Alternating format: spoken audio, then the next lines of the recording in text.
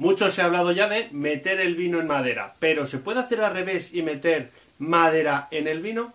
Our whole universe was in a hot, dense state that nearly 14 billion years ago expansion started. Wait, the earth began to cool, the autotrophs began to drool, Neanderthals developed tools, we built a wall. We built the pyramids, math, science, history, unraveling the mystery that all started with a big bang. Pues hombre, claro, por poder se puede. Se han echado mil cosas al vino, pues ¿por qué no se va a poder echar madera?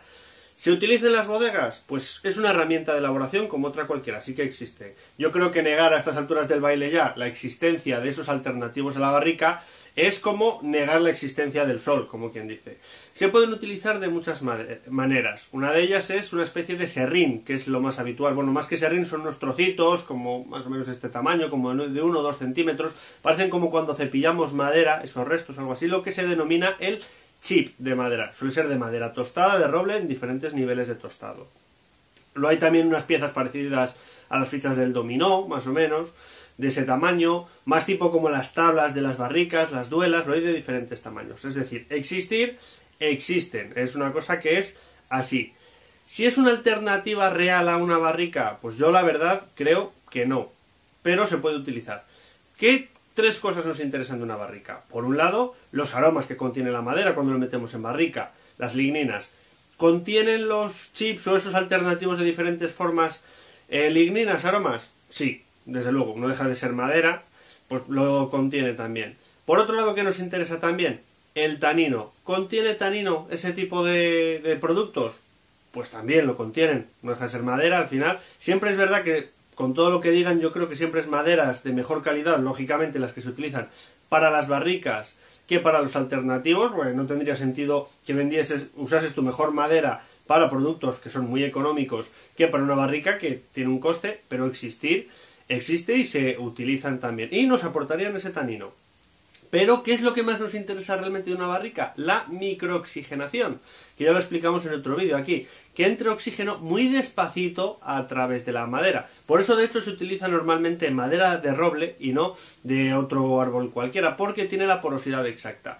¿Qué es lo que va a hacer la microoxigenación? Pues va a hacer que liguen a la vez los aromas del vino que traía, los aromas primarios con los que traía la madera, y va a hacer también que ese tanino ligue el del vino con el de la barrica, es decir, podríamos decir que es un poco lo que hace que todo ligue, una microoxigenación muy lenta.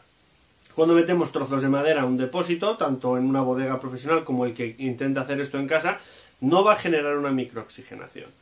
Alguno podrá decir, bueno, pero se podría microoxigenar de otra manera, seguro que ahora mismo pues hay máquinas que microoxigenan. Pues sí, la verdad, porque ahora mismo está todo inventado, las cosas como son.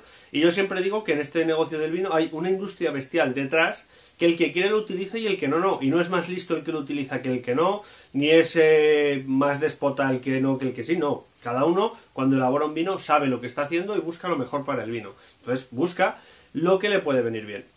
Pero lo que decíamos, ¿es lo mismo microoxigenar con una máquina que como lo hace una barrica?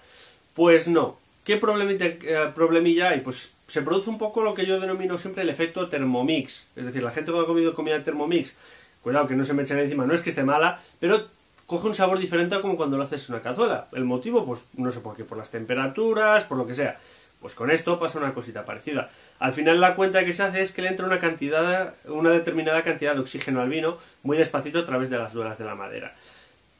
Hay máquinas que lo dosifican, pero claro, un vino, por ejemplo, está 6 meses en barrica. Si tú coges y cuando haces esa microoxigenación la haces en 2 semanas, porque es lo que se tiende a hacer con esos alternativos, se añaden durante un corto espacio de tiempo para abaratar costes, porque si el vino va a estar 6 meses parado en una barrica o en un depósito, al final te da más o menos igual, no tendría ningún sentido. Es decir, coges y hacen un poco la cuenta y decir, bueno, pues si un vino le aportas con una barrica durante 6 meses tantos miligramos de oxígeno, vamos a hacer lo mismo con una máquina que lo borbotee muy despacito en 2 semanas. Pues cogemos, lo multiplicamos por lo que aporta al día por 6 meses, lo dividimos, lo hacemos lo mismo entre 2 semanas y le hemos aportado el mismo oxígeno a la vez.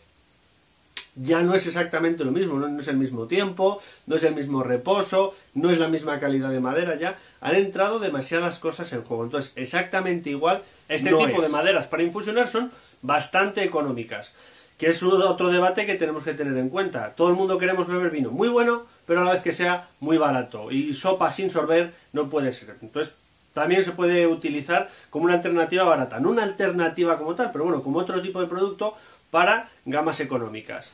Ya os digo yo que alternativa como tal, es decir, contraposición de uno frente a otro, no es, pero es una buena herramienta enológica que hay que tener en cuenta y se puede utilizar para muchas cosas más que, como mucha gente se piensa, para falsear, por decirlo así, crianzas.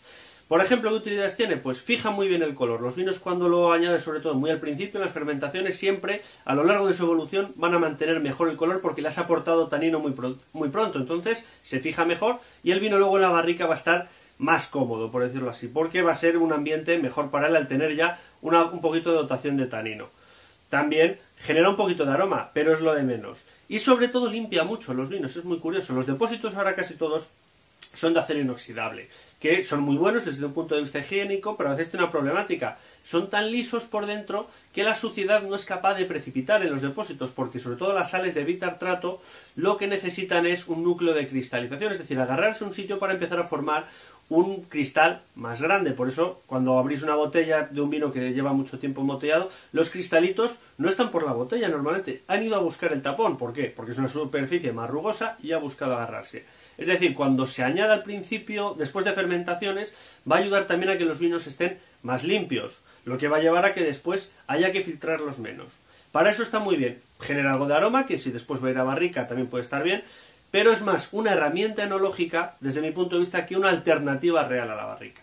Si a mí, desde un punto de vista personal, me gusta, pues creo que es una buena herramienta y debe existir. No nos olvidemos que tiene que haber vino para todos los precios, pero no es una alternativa a la barrica. Puede ser interesante su adición, siempre que no se caiga en el fraude, que eso es lo que creo que es uno de los problemas del producto. Decir que es un crianza cuando no lo ha sido. Yo entiendo que cuando uno dice que es un crianza, un 6 meses en barrica, ha tenido que estar en esa barrica, no ha tenido que estar en un producto análogo, similar o que simule las características, pero creo que se puede utilizar para vino de rotación, que es un vino de rotación, el que se va a consumir en poco tiempo. Es decir, no decir que es un barrica, pero bueno, le da un toque diferente que a la gente le puede gustar porque seguramente esté muy rico, pero no digamos que es una barrica porque una barrica es otra cosa y un crianza es diferente, pero se puede utilizar también para esas gamas económicas. Por además tiene una característica, el chip normalmente sea alternativo, chip, duela, pieza de dominó, que decíamos antes, cualquiera de esas, es que sí que es verdad que los vinos según salen de ese proceso, 2, 3 semanas, un mes normalmente, el vino huele fantásticamente bien, huele a maderas nuevas, ha generado aromas muy limpios, muy ricos, incluso el vino abierto un poquito más, normalmente, como se acompaña en microoxigenación, tienen mucha carga frutal, pero yo lo que veo que normalmente los vinos, cuando se han añadido esos productos, en vez de la alternativa a la barrica, a largo plazo, es decir, si lo contraponemos al crianza, que se supone que cuando una bodega elabora un crianza, un 12 meses en barrica, tiene que aguantar unos años, no evoluciona ni mucho menos bien. Pero bueno, si es para un vino que se supone que va a ir a lineal de tienda y en poco tiempo se va a consumir, puede estar muy bien, le da un toque y puede ser interesante como producto. Lo que me parece muy mal y debería estar muy perseguido, está bastante perseguido de hecho, pero más debería estar, que lo contrapongamos a la barrica. Pero que se utilice para vino como tal, no me parece mala idea. Hay muchos vinos en el mercado y cada uno busca una cosa. Lo que se debe evitar siempre es, deberían evitar los productores, es decir que un vino es un crianza cuando ha estado en esos alternativos, pero se puede utilizar y creo que a estas alturas del baile negar la existencia es un ridículo. €2,